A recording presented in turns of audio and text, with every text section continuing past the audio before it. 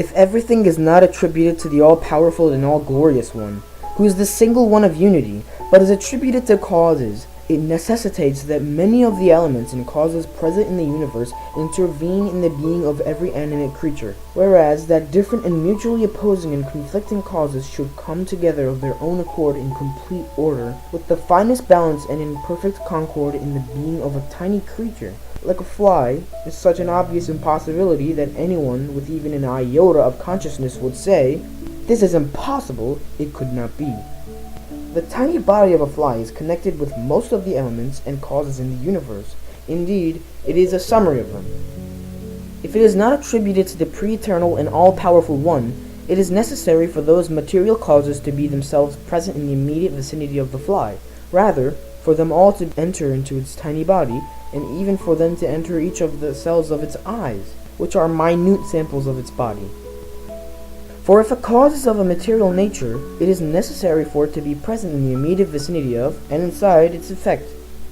And this necessitates accepting that the constituents and elements of the universe are physically present inside that minute cell, a place too small even for the tip of the antenna, and that they work there in harmony like a master. This, then, shames even the most foolish of the sophists.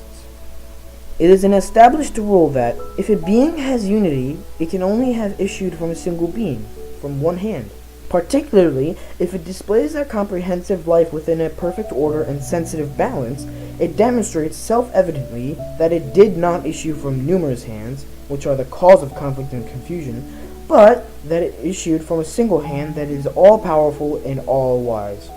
Therefore, to attribute a well-ordered and well-balanced being which has unity such as that to the jumbled hands of innumerable, lifeless, ignorant, aggressive, unconscious, chaotic, blind, and deaf natural causes, the blindness and deafness of which increase with their coming together and intermingling among the ways of numberless possibilities, is as unreasonable as accepting innumerable impossibilities all at once.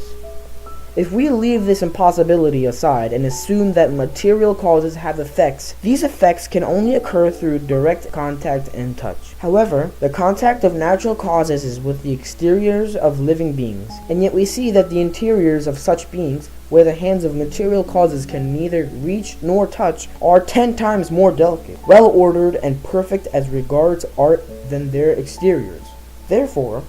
although tiny animate creatures, on which the hands and organs of material causes can in no way be situated, indeed, they cannot touch the creatures' exteriors all at once even, are more strange and wonderful as regards their art in creation than the largest creatures, to attribute them to those lifeless, unknowing, crude, distant, vast, conflicting, deaf, and blind causes can result only from a deafness and blindness compounded to the number of animate beings.